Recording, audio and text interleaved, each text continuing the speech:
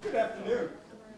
I'm David Wilco, and I have the distinct pleasure of introducing today's seminar speaker, Yiwen Zeng. Yiwen is a postdoc here at the Center for Policy Research on Energy and the Environment. Now, Yiwen self-describes as an applied ecologist and spatial modeler, but I think that's probably an overly limited description of the range of interests and skills that he has. For one thing, it does not account for the fact that he is also an expert at diffusing bombs, a skill he acquired not here, but during his military service with the Singapore Armed Services. And Yiwen received his doctorate at the National University of Singapore. He began that research as a field ecologist studying invasive crustaceans. Field work combined with big data analysis, hard to understand what traits characterize the invasive species versus those that do not become invasive. But just as an indication of, I think, the special acute thinking that Yiwen brings to conservation science issues. He was also interested in the traits that would make a crustacean of interest to people, to move them around as live individuals, because that's often how they become invasive. They get moved into an area where they never occurred before.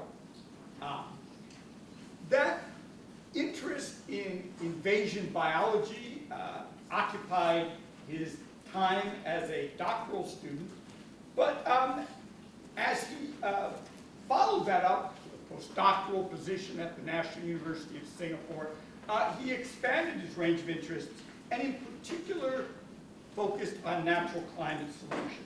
And here I think his work stands out because it's both technically rigorous, but also highly realistic with respect to various socioeconomic variables, socioeconomic factors that really can affect the efficacy of any sort of policy recommendation. And to give you an example, we had a terrific paper in Nature Climate Change in 2020 in which he showed that although there are large areas of degraded land in Southeast Asia that would be suitable for reforestation, which would be wonderful for the climate, but also wonderful for biodiversity.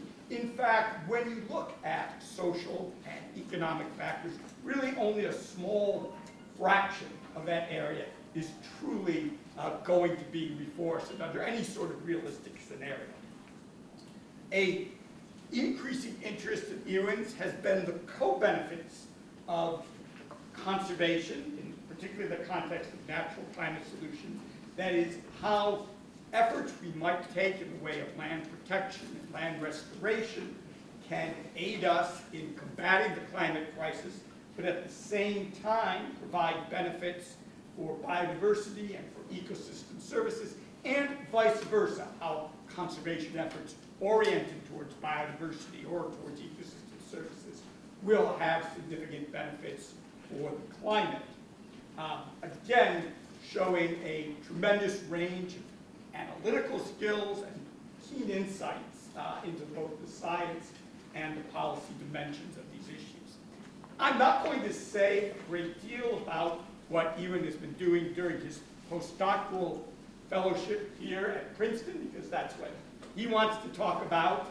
I will say, however, that at the end of this month, he and his spouse, Serena, will be returning to Singapore.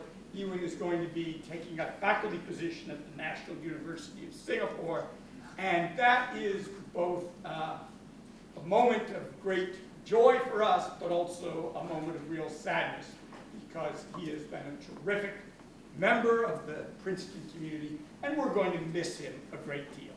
And with that, let me introduce Yiwen Zeng.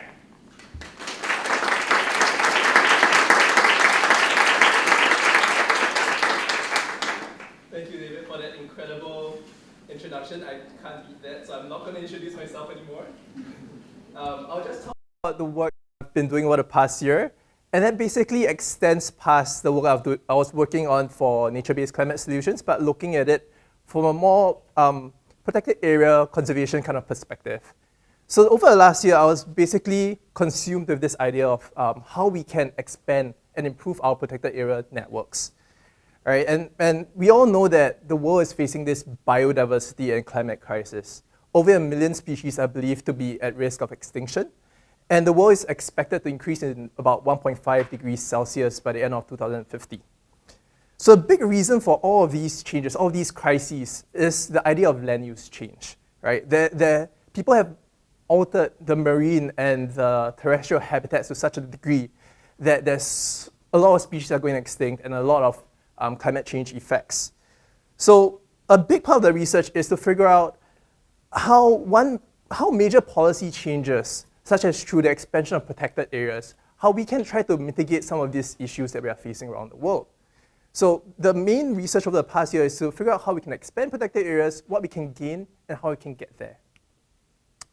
So first, the definition of what a protected area is.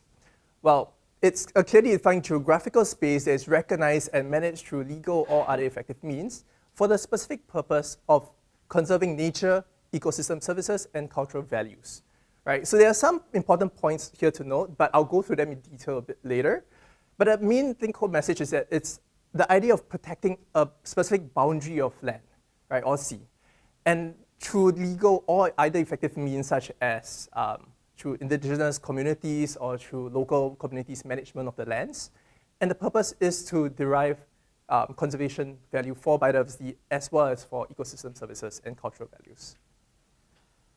And to expand protected areas, there's this major target that the world is trying to hit. And the short of this is called 30 by 30, and essentially it is to protect 30% of the world's terrestrial and marine areas by the year 2030.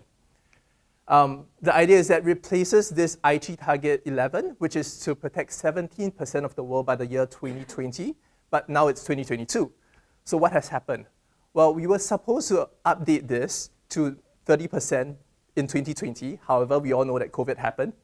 And the idea is that there was a lot of delays in the meeting to establish this, and currently it's believed that we should incorporate 30 by 30 by December of this year. But promisingly, a lot of countries worldwide have already committed to 30 by 30 domestically. So the idea is that each country, if they commit to 30 by 30, they will protect 30% of their land and sea areas by the year 2030, and US being one of these countries. So this is the first part of my research, and it's really focused around this 30 by 30 goal, right? I specifically focus on terrestrial ecosystems because I have the data set for this. And the idea is, what can we really benefit? How can we benefit if we move towards this 30 by 30 target? And already we know that expansion of protected areas can be guided by many different objectives. I can choose to put a protected area in one location or another, but how do I choose to place these protected areas? And all of this can be influenced by trade-offs as well as synergies and benefits. So I asked this research question: what do we gain by expanding protected areas if the selection was guided under different objectives? And there are many steps of how I got to that location, but so I will walk you through step by step. First of all, we need to figure out where the protected areas are. And thankfully, there are databases out there, like the WDPA, World Database for Protected Areas database. And based on that, we know that there are about 270,000 individual protected areas, and there are 800 other effective area-based conservation measures. So these are lands that are managed by local communities or indigenous peoples. And in total, this adds up to about 17% of the world's land area that's currently protected. And the idea is that if each country commits to protecting 30% of their land area within the country's boundaries, we need to first figure out how much does each country already have in terms of protected areas. So this is relatively straightforward. We just added up all the protected areas within the countries and measured that as a percentage of the country's total land area. And as you can see, some countries, and this is not working, Some countries already have about 70% of their land area already protected. And each bar on this bar graph basically represents a single country. And if we focus on the countries that exceed the 30% line, we find that 45 countries have already more than 30% of their land area protected. And if we focus on the countries that have not hit this line, we find that 193 countries have not hit this 30% target. So what does this mean? If the world tries to hit this 30% target together, about 2.7 billion hectares of land needs to be protected by the year 2030. So the next idea is, where do we place all of these protected areas that we intend to put across the world? Well, I'm just going to use Singapore as an example because I'm extremely biased. Currently, Singapore has about 10% of its land area protected. If we want to hit 30%, obviously we have to increase by another 20%. So let's say this protected area, this hypothetical protected area, covers 10%. Where do I place this 10%? Well, I can place it based on a bunch of objectives. One of it is the least disturbed habitat, so the area that has not been affected by people yet. And for Singapore, I will have placed this at the northwest corner, right? Because this is a place where there's a lot of military training and there's very few people who actually live there.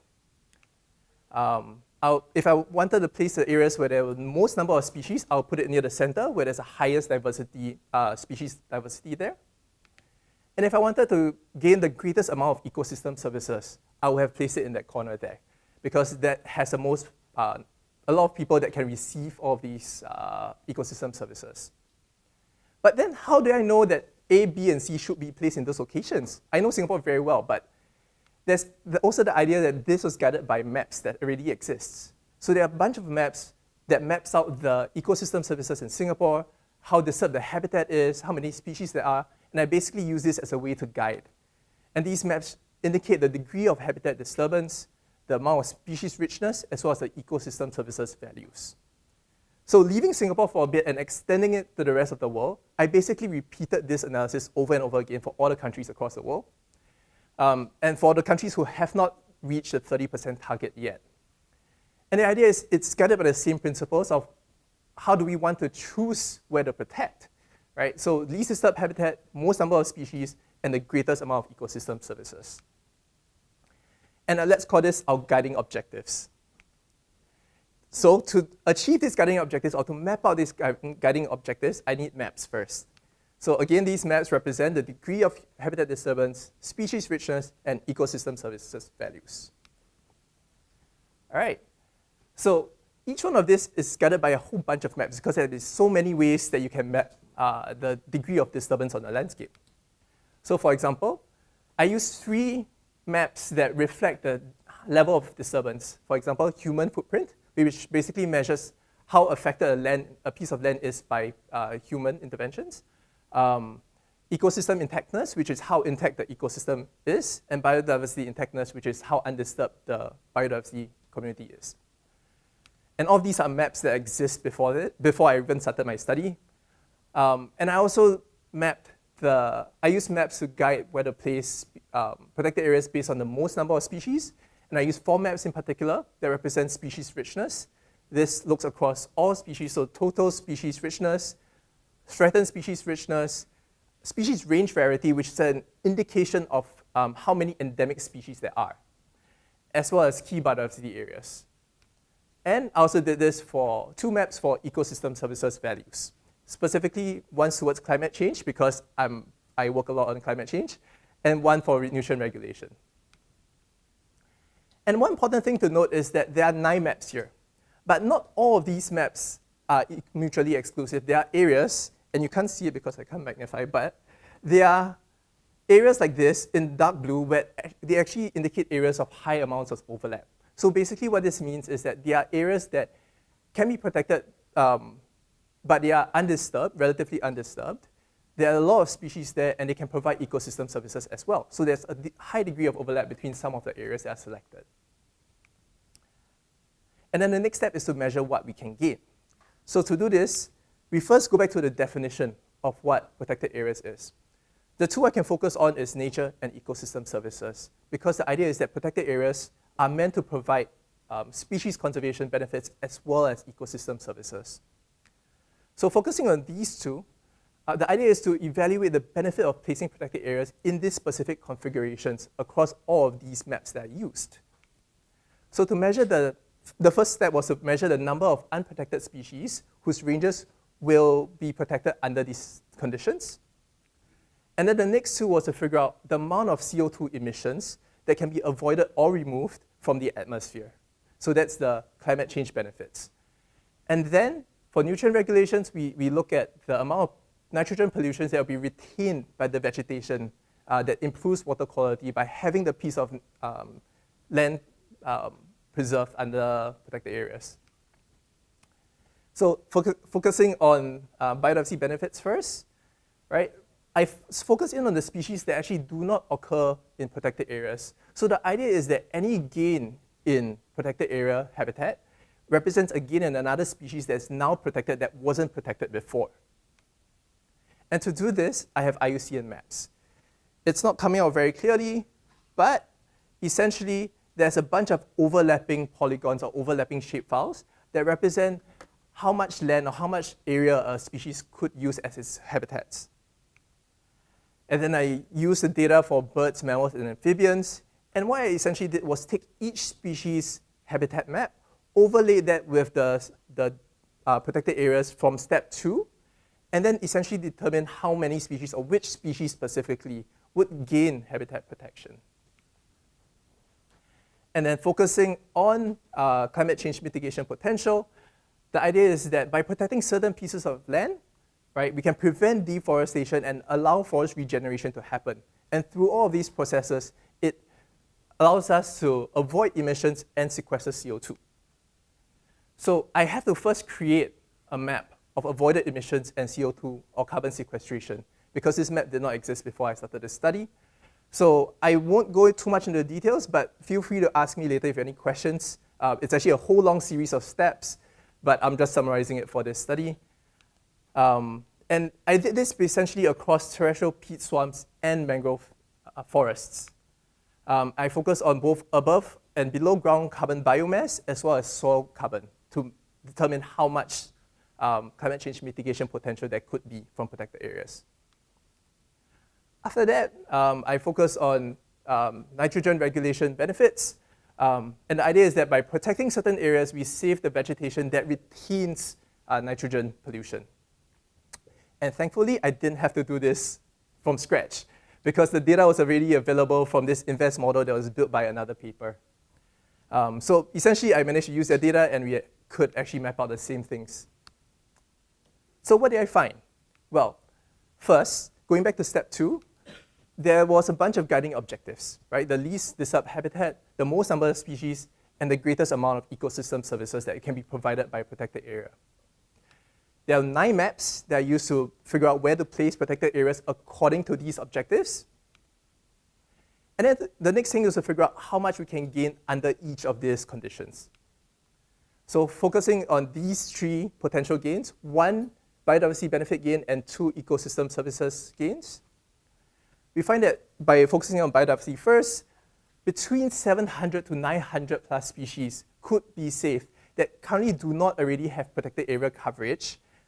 These species could be protected if we focus on least disturbed habitats. If we focus on the areas that have the most number of species, we see that it's a vast increase. It ranges now from 900 plus species to about 1,500 species that before this would not have had protected area coverage at all. Now they might have. Right? And for greatest amount of ecosystem services values, it ranges from 1,200 to 1,400 species that can gain.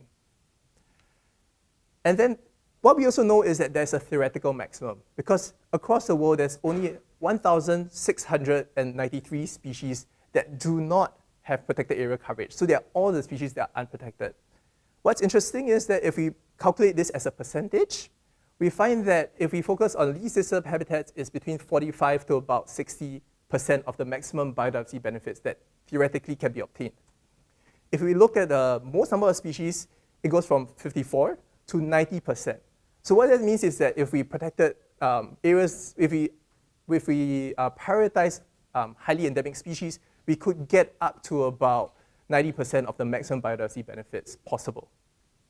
And for ecosystem services, we find that it ranges from 72 to 83%, which is quite high as well. So translating this to a percentage so that we can compare it across all the different benefits as well, what we find is that these percentages are like what I talked about before. And if we did the same thing for climate mitigation potential, the theoretical maximum is almost 40 gigatons of CO2 prevented from being emitted every year, which is a lot. And that's a theoretical maximum based on our models. And what we find is that if we try to protect the least disturbed habitats first, right, we can get about 13 to 17% of this maximum, this theoretical maximum benefit. And if we protected areas that had the most number of species, we get between 22 to 36%. And if we looked at areas that had the greatest amount of ecosystem services, this ranges from 30 to 60. And that's pretty natural. If we try to prioritize areas based on the maximum amount of climate mitigation potential, obviously we get the most amount of climate mitigation potential. And it's the same thing for nutrient regulation. There's a theoretical maximum over there. What we find is that between 17 to 20% of this theoretical maximum will be attained if we prioritize the least disturbed habitats. If we prioritize the most number of species, we get between 25 to 35%. And for the ecosystem services, we get between 29 to 47. So just highlighting some of the key findings, right, is that if we prioritize highly endemic species, we get about 91%. Climate change mitigation, we get climate mitigation benefits being the most, and nutrient regulation is the same. But the other thing to point out is that if we actually focus purely on prioritizing biodiversity and ecosystem services, it actually provides the most amount of synergies across the benefits that we can obtain, across species conservation as well as ecosystem services. And the other thing to note is that if we actually prioritize the least disturbed, the most intact forests, the most intact landscapes, it actually gives us the least amount of biodiversity benefits as well as ecosystem services. So this is akin to people wanting to protect the rock and ice kind of system, where it's the places that are furthest away from human population and actually do not have a lot of species. And the other thing to note is that all of this so far is actually global values, how much we will gain across the world. But it's not quite so simple, because 30 by 30 is essentially a domestic goal. Every country commits to protecting 30% of their landscape. So how each country evaluates what they gain would be independent of other countries. So to do this, to figure out how much each country can gain, what we did was we basically mapped or plotted out the climate change mitigation benefits, nutrient regulation benefits, as well as the number of species that could benefit under all of these conditions. We mapped it out, and the points basically represent the averages across all of the different scenarios. And I think one important thing, or one thing to note that's quite cool, is that, for example, Russia, right? We see that it's very high on the two axes of nutrient regulation as well as climate change mitigation. But the potential biodiversity gains are actually really low. So what does this mean? If a country like Russia decides to prioritize where to place protected areas purely based on biodiversity conservation benefits, they might actually be denying the world of the other nutrient regulation and climate mitigation potentials that would not be otherwise obtained. So this is very important for countries to try to figure out where and how they can place their protected areas. But another question is, are we really going to stop at 30 by 30, right? 2030 is coming up pretty soon. It's only 8 years or less. Actually, it's way less than 8 years. But, is this really the end goal? Well, some, like E.O. Wilson, have proposed this half-Earth proposal, whereby we want to protect 50% of the world's land and sea areas, right? So maybe by 2050, we'll have this 50 by 50 goal, and maybe beyond that. But the idea is that how much can we really gain if we try to go towards 50 by 50? And we try to do this as well. We see that if we try to hit 50 by 50, we'll see about 26% increase in the amount of biodiversity, the number of species benefits that we can get. If we prioritize if we looked at the amount of ecosystem services benefits we can get, it ranges from about 80% for carbon to about 87% for nitrogen and water quality regulation. And there are also other considerations. there are potentially large gains when it comes to trying to hit the 30 by 30 or the 50 by 50 goal, right? But this requires a lot of careful considerations because there's a lot of social economic implications of trying to set out a protected area. For example, it might interfere with local land rights. There could be displacement of local communities if they live in the area that protected areas might be set up at. And it also can disrupt local livelihoods and traditional livelihoods of the people who live in that area. At the same time, there's this issue of leakage, whereby the creation of a protected area in one location actually leads to the displacement of that harmful human activities to another area, and that might affect the species and the people living in those areas as well. And these are really interrelated issues with strong implications for the setting of new protected areas. So what we try to do is to basically figure out what are the possible impact, or what is the possible impact of placing protected areas under all of these conditions that we talked about earlier. So using the same guiding objectives and the same maps, we basically try to overlay what proportion of the human population actually lives in the areas where the proposed protected areas will be set at. And what we find is that if we focus on the least disturbed areas, about 0.4 to 0.5% of the human population actually live in these areas right now. If we focus on the areas that had the most number of species, we get 0.9 to 1.2% of the world population living in these areas. And if you look at ecosystem services values, this gives us about 1% of the world's population. So these proportions look pretty low. It's only 1% or 0 point something percent. However, this represents a lot of people. It's still in the millions. Right? So there's a lot of people that live in this area that could be affected by protected area placement. And this really highlights that it's something that we need serious consideration. We need to seriously consider how protected areas can affect people if we want protected area to be really successful. And just to summarize some of the findings from this first study, we find that most countries have to expand their protected areas if they want to hit 30 by 30. But there are many ways to get there.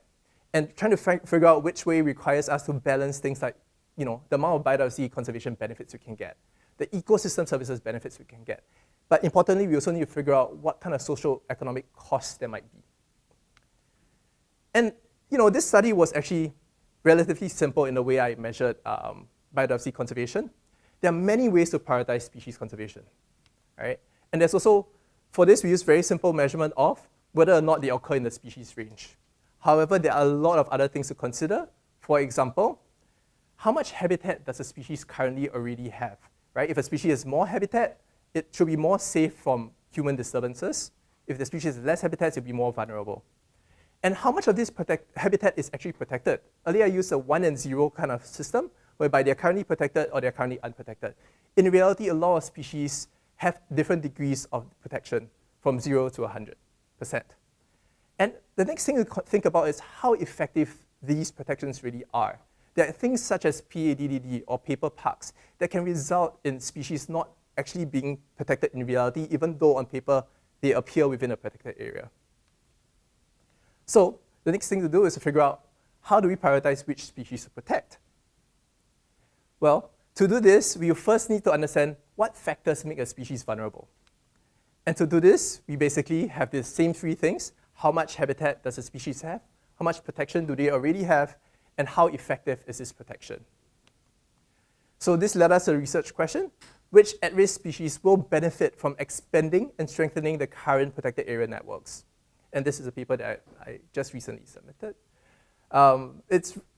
What I did was basically come up with a relatively straightforward way of prioritizing species conservation of the most at-risk species, and the idea is that by doing so, we can carefully select protected areas to maximize the amount of conservation benefits we can get over a piece of land.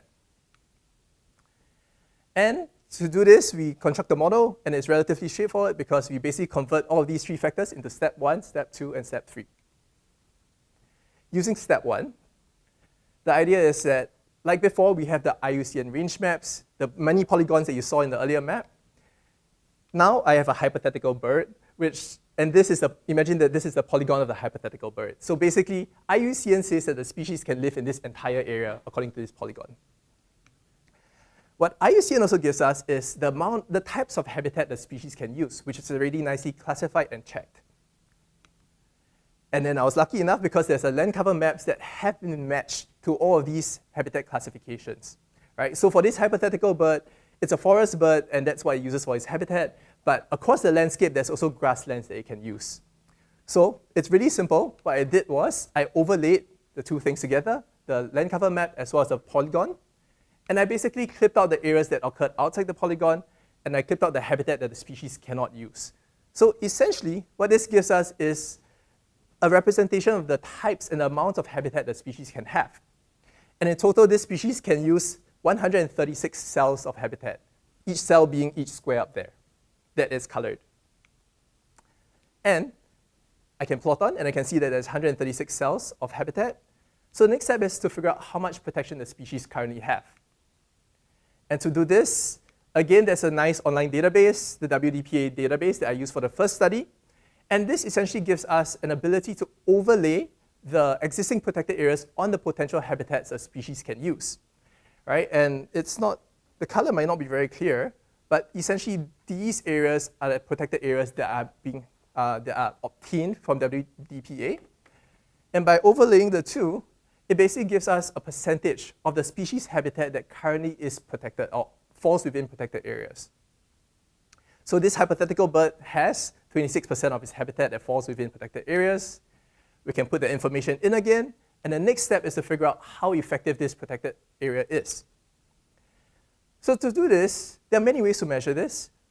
For this study, I specifically focused in on what we call PADDD, which is protected area, downgrading, downsizing, and degazettement.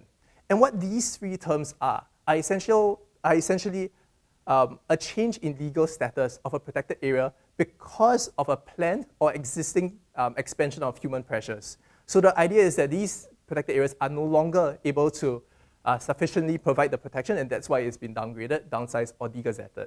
So you might hear me saying PADDD quite a lot, or PAD for short, right? And the idea is that I managed to pull out data from this website, paddtracker.org, and it basically documents and collates a lot of PADDD events all across the world.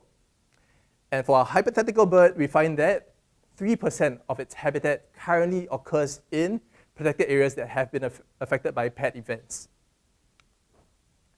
So putting this information on again, this allows us to determine for this species, it has all of these information. And we can repeat that again and again for all the species that we have. And we did this across mammals, amphibians, and birds. So how next do we understand the results? Because this is just a whole bunch of data, a whole bunch of numbers. Well, one way to do so is to essentially focus in on the first two axes, how much habitat there is and how much protection there is. So putting how much habitat there is as area of habitat on the x-axis, and the proportion of the habitat in protected areas as the y-axis, we can now plot on all of these species and figure out where they should be on these two conditions. And the idea is that based on this, we can figure out how can we best conserve the most at-risk species. So the idea is that with greater amount of extinction, extinction risk is affected by things such as amount of habitat and protected area coverage, and the less available habitat equates to the more prone the species is to extinction. And at the same time, the less amount of protected areas a species has, the more vulnerable it is to the expansion of human pressures on that landscape, because it's essentially unprotected. And what we could do next was to plot on what we call a hex bin plot, which is essentially a three-dimensional histogram, whereby the darker colors, which is not very obvious here, represents the more species that basically fall within each category. And what is cool is that we can highlight species that are in desperate need of protection, because these species basically have effectively zero protected areas right now, and they have very little habitat. So that means if there is an expansion of human pressures over the landscape, there's nothing stopping it from wiping out the species completely. At the same time, we can find out that there are species all the way at the top on this extreme, where these species are essentially highly dependent on protected areas for their survival. They have very little habitat, and all the habitat falls within protected areas. So that's great, right, because it's entirely protected. But what if this protected area is no longer effective? And that's what I'll get to a little bit later on. The other thing is also, we notice this interesting trend, where if you go from areas of higher amounts of area of habitat to the places where there's lower amount of areas of habitat, there's this shift from a unimodal to a bimodal distribution, whereby the species would tend to fall within the two extremes at lower areas of habitat. And this idea of the amount of habitat and protected area coverage being important for extinction risk is already incorporated in things like IUCN, at least implicitly, not explicitly. So if we focus on the same two extremes again across all the different classifications of species by IUCN, so the critically endangered, the endangered species and the vulnerable species, what we see is that this, obviously the more red it is, means the more number of species there are actually less and less species that fall within the extremes as we go from the more highly threatened species to the less highly threatened species. And when we get to the least concerned species, we see there's actually very few species that fall within these two extremes. So the idea is that the higher threat status it is, the more likely a species is to have less habitat, and these habitat falling within over 90% or less than 10% of protected area coverage. And the other important thing to point out is that a lot of species, about 30% of the species that we currently analyze actually lack protected areas almost entirely. And importantly, about 70% of these species are already threatened. So that means that if human pressures continue to expand, there's a decent chance we might actually lose some of these species. The next step is focusing on 1 and 3 to figure out what is the effect of less effective protected area protection. And placing how much habitat there is on the x-axis again, and the proportion of a habitat that has been affected by PET events on the y-axis, it allows us to plot on the species on these two axes. Again, it provides us with a view of the extinction risk a species face, and the less amount of habitat, the more prone it is to extinction, and the more amount of habitat that has been affected by PADD events, the more prone it is to extinction. Right? So what we see is that there's this continuous negative slope across all the different categories. And essentially what this means is that among the species that have been affected by PET events before, species that have less habitat are more affected by PET events. And this relationship is more pronounced for species that have been classified as threatened. So there's an interaction term effectively. Right. And we find that also 1,800 species, or 37% of the species analyzed, effectively live in parks that already have been affected by PET events. So these are species that are very much, we should be concerned about them. And essentially, by measuring these two things, right, the amount of habitat against PADD events and the amount of habitat against the amount of protected area coverage, it allows us to figure out which species we should really focus our conservation efforts on, right? And these require very different require very different interventions. For example, when we focus on areas that have been affected by PET events, we want to improve the management of protected areas. And essentially, if we focus purely on 30 by 30, these species will all be left out because 30 by 30 only focuses on the expansion of protected areas. And of course, for the ones that have little protected area coverage, we are concerned about creating new protected areas for them. Right. Then the next thing to do is to figure out where these species actually live and how we can maximize our conservation interventions to protect the most number of species. So by focusing on the species that the least amount of habitat, so we take a cutoff point of 2,000 kilometers square for this study. If we try to map this out across the world, what we find is that, again, the colors are not coming out well, but there is a high amount of diversity here and a high amount of diversity here. And essentially, these are the areas we want to really focus our efforts on to improve the management of protected areas currently. And these are the most number of species that can benefit under all these conditions. And for creation of new protected areas, essentially across most of the tropics are areas we want to focus on. What is also important is also that there are currently 912 species that fall under each of these categories that we try to analyze, right? But these 912 species actually live in a total of 84 million hectares of habitat. Because we calculated how much habitat they can live, we can overlay that and determine how much habitat they can actually use. So that occurs in over 8 million hectares of natural habitats. And importantly, this is only less than 1% of the world's land area, which is well within our 30 by 30 goal. So what this means is that if we really prioritize and really find out where is the best place to conserve the most number of species, the most number of at-risk species, we can actually get really far in terms of conserving these at-risk species if we try to go towards a 30 by 30. All right, so the take-home messages from this study is that there is potentially a lot of methodological insights by using a relatively straightforward way to prioritize species conservation. At the same time, there's also this potential for high conservation efficiency, whereby we protect a small area of land, but we get a lot of species that are at risk that can be saved. Right? But this requires careful planning and implementation. So this allows us to maximize the biodiversity conservation benefits from 30 by 30.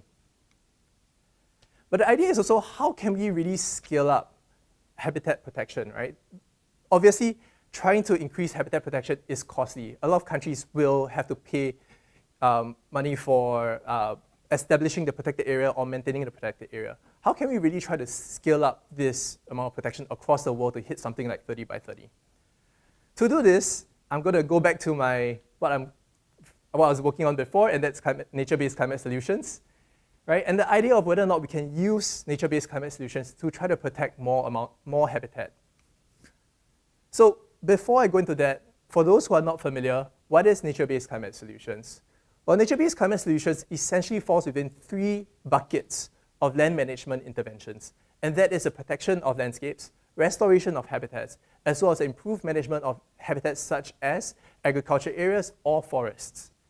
And all of this has a main express goal of reducing or offsetting CO2 emissions because it's meant to be for the climate. At the same time, there's been a recent huge spike in demand across the world because a lot of countries, a lot of private sectors, businesses are trying to hit towards net zero. And the way a lot of people are doing that is to use carbon offsets. And because of this spike in interest in carbon offsets, we have seen this huge growth in the requirements for carbon credits. And the idea is whether or not we can use this huge spike, this huge increase in growth to try to expand protected areas at the same time. And whether or not this also can tie in with a lot of ecosystem benefits that we can get together. So this allows a research question: can nature-based climate solutions actually fund forest protection? And to do this, what we need to start off with is first a map of carbon across the world. So this is carbon stocks, essentially how much carbon is actually stored within the trees and below the ground across all the tropical forests of the world. But then we need to figure out how much of this actually qualifies as carbon credits. So one important idea behind carbon credits is this idea of additionality. And I'm sure some of you are familiar, but I'll go through it anyways. Just because a forest exists does not mean it is additional or it qualifies as carbon credits. First, the forest needs to be at risk of being deforested, being cut down. And the idea is that by cutting down, it will release CO2 to the atmosphere. By intervening, by trying to set up a protected area, we then prevent the deforestation and prevent the emissions from being released. So this is why we get avoided emissions by forest protection. And only areas that qualify as avoided emissions would produce carbon credits. For this study, we specifically used historical trends to figure out how much carbon credits could be gained. And then the next thing we wanted to do is to figure out if this is really accurate, because it's all a bunch of modeling behind my computer. What we wanted to do next is to actually overlay it with existing carbon credit projects and to figure out if this actually matches up. And I was lucky enough that we actually had a relatively strong correlation and no significant difference between actual on-the-ground projects and the modeling that we did. And the next thing was to do was to figure out if all of these carbon credits can actually fund conservation. So we have to convert this into dollar values effectively. To do this, we have to assume that a project maybe lasts about 30 years.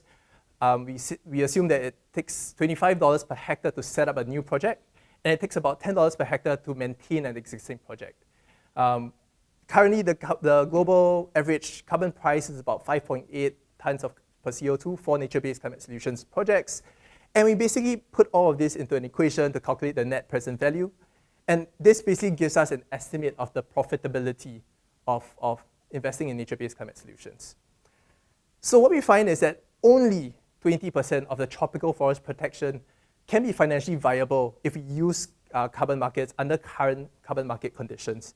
And these are all the areas in yellow, which is not showing up very well again, over here and over here, right? And these are essentially the intact forests that are not threatened by deforestation currently.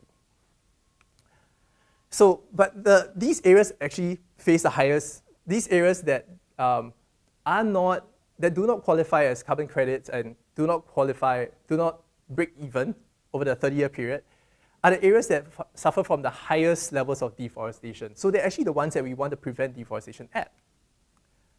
And the idea is also that these areas, this 20%, actually provide us with the greatest amount of climate mitigation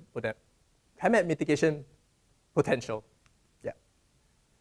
And summarizing some of these findings, only 20% of the tropical terrestrial forest protection is financially viable under current market conditions. These areas face the greatest deforestation risk, and these areas provide the most ecosystem services. So these actually are areas we really, really want to conserve. And this also represents an intersectionality between biodiversity conservation as well as climate goals, and it's actually going to be discussed in the upcoming COP27 as well. But it's not without controversy. If those of you who follow John Oliver, there's a very nice piece on all the issues that can exist with carbon offsets, and I would recommend that you go and see it. It really helps to balance off some of this maybe unwanted or unvalid positivity around carbon offsets sometimes. And I'll be happy to discuss with anybody later on. In summary, across some of these studies that I covered, protected areas remain a core strategy to avert the biodiversity and climate crisis. By investing in 30 by 30, it can provide us with huge amount of benefits in terms of species conservation and ecosystem services. And if we prioritize this well, we can actually safeguard a lot of species over a small area of land. And nature-based climate solutions represent one potential way of getting there that protects some of the most threatened habitats right now. And with that, I'd like to thank all the folks from C-PREE and especially the Jongos. It's been a really fantastic year, and I really can't thank of you all enough for your friendship and for all the intellectual inspiration I've gotten over this last year. And I would like to thank the folks from the Center for Nature-Based Climate Solutions in Singapore, where I'll be going back to work at. Right, and thank you all for your time. I'll be happy to get any questions if you have any.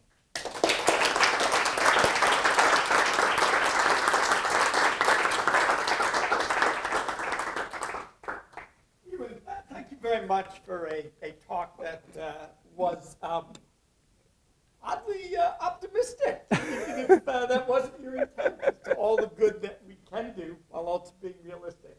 I want to take the moderator's prerogative and just ask you to clarify one thing. So, for example, when you talked about there being 1,693 unprotected species, or that we could safeguard 912 species with less than 1% of the Earth's terrestrial area, that was limited to particular taxonomic groups. Correct. What were those groups? And presumably there are vastly magnifying benefits because of all the other species that co-occur there. Yeah, really good question. I might have missed this out. But I was focused purely on mammals, birds, and amphibians. So there are way more taxa than that. Recently, there's a nice database for reptiles, for example, and that's something we can expand some of these analyses to in the future. But essentially, there's a lot of other species that could benefit at the same time. And for example, if you're focusing on the 1,693 species in the earlier study, there's actually a lot of species. These are species that are currently unprotected. But there's a lot of species that are protected that can gain some sort of protection at the same time. So if we really magnify this to all the other species that we didn't consider in our analysis, that's a lot of species that actually can gain some sort of benefit. Yeah, I would answer. And so let's take some questions. Yes? Thanks, it was really wonderful talk and wonderful work. So I was actually wondering if you could add in this first study, add a map of maybe the underground resources to see a counter force. So you could correlate this to the economic cost and the political will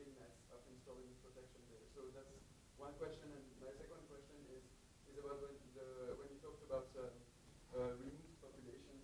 It has quite a strong social impact to forcibly remove people from areas you decided to protect. So it's a difficult and interesting sociological problem and political problem. So Yeah. I don't know how you can include that in your. So that's a really, really great point. To your first question, it's something I've been thinking about for quite a lot of time.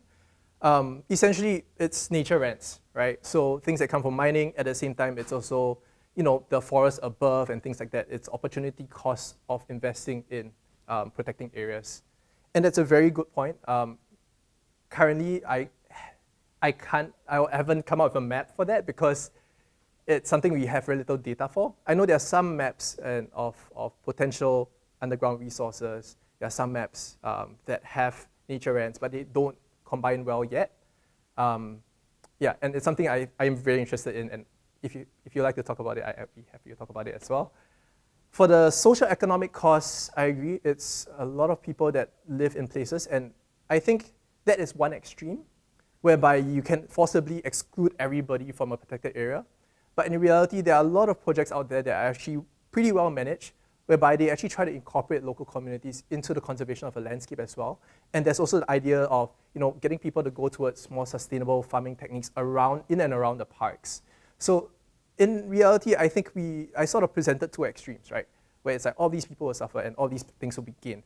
But in reality, it probably lies somewhere in the middle, whereby some people will live there, they will still continue their livelihoods and their traditions of the land. But you might not get the same degree of ecosystem services, maybe, we don't know. But there is somewhere in the middle that we probably benefit from. Yeah. Further questions? Yeah. Yeah. I have a question about the earlier study you talked about. How do you think about additionality for the mitigation benefits?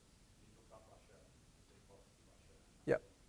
How do you think about additionality? So additionality that was the earlier bit, right? Not the last one. For that, it was a bit complicated because we assume that by protecting any landscape that is currently degraded, right, the natural regeneration that occurs over that piece of land would actually be additional, but that's not necessarily the case always. At the same time, we look at historical deforestation rates as an indicator of what the deforestation rate should be in the future. And based on that, we estimate how much carbon is additional. Yeah. So it's basically these two factors and then across the different landscapes. Super interesting formal way of analyzing this. I thought that was really great. Thanks. But I'm coming back to the same question from earlier about how do you actually implement this 30 to 50% conservation? Like in the United States, most land is not already owned by the government, it's private.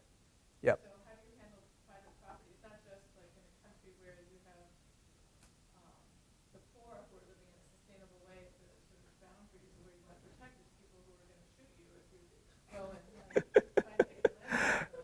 Yeah. A very, very good question. I mean, it's something that we really have to think about, right? Do you think the government should put a lot of money in trying to buy the land? Or? I don't think that's how it would end up playing out. I think the way we will get to 30 by 30 or possibly 50 by 50 is to get people to sign on to certain schemes. I can't comment too much about how it will work out in the US because I'm not that familiar with how things work here in the national park system and everything.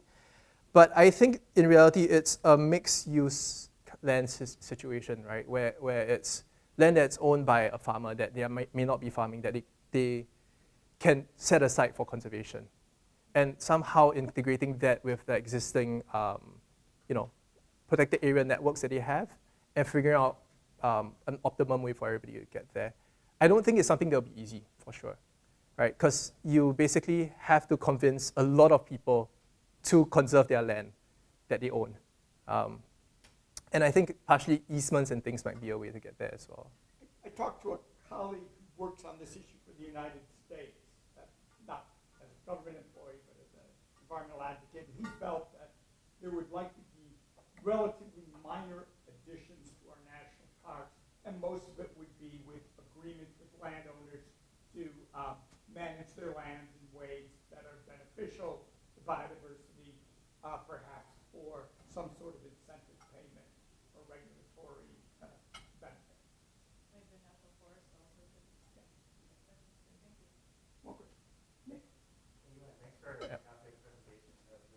Thanks. I have a question about the use of like species richness or species health for evaluating biodiversity. I appreciated how you have like multiple metrics. Yep. One thing I wonder about is like every time you see a global hotspot based on species richness, the profits always show up in the species priorities. Yep. Things like our ecosystems are never going to be prioritized. Great. Is there like are we missing something by not like thinking about kind of diversity of landscapes as a profit versus looking at individual species? That's a really good point. Simple answer is I didn't really think about that. But it's a very good point. I mean, there is a diversity of landscapes. I think currently the areas in the poles, like places around Russia and everything, it really popped up only when we looked at the least disturbed habitats. Yeah, I can't speak too much about how much diversity in terms of landscapes there actually is there as well. I would have assumed that it would reflect it in the biomes and things like that. It is something that we possibly can work at to get to. But I think also another question is, what would the conservation value be of preserving some of these areas just if they are diverse on a landscape level? I think it might be worthwhile thinking about, yeah. But I haven't really thought about it too much. Thank you. Other questions? Yes. Hi, I love your talk. I'm curious how much climate change stressors are going to impact the need for size of land, location of land for species protection, and how that would change your underlying data maps, if it would change it significantly, and how would that impact your results? Great question again. So all of this is based on very static, there's no effects of scale kind of ideas involved, right? In reality, yes, that the more fragmented a piece of land is, probably the more vulnerable it is to climate change effects, and the less able the piece of land is to mitigate climate change in the future. I think a lot of people are talking about these kind of feedback loops. Simple answer is I didn't consider it, but it is something we should think about. But I'm not sure if the current research is rigorous enough to actually support a global scale modeling effort like this. I think evidence really does point to there being this kind of negative feedback in general. Yeah. I think we've run out of time for the sort of formal question and answer period. Even if you have a few minutes, it could stay at the podium, then folks who have questions can talk to you. Thank you so much for a really interesting talk, and we wish you safe travels back to Singapore. Thank you. Thank you.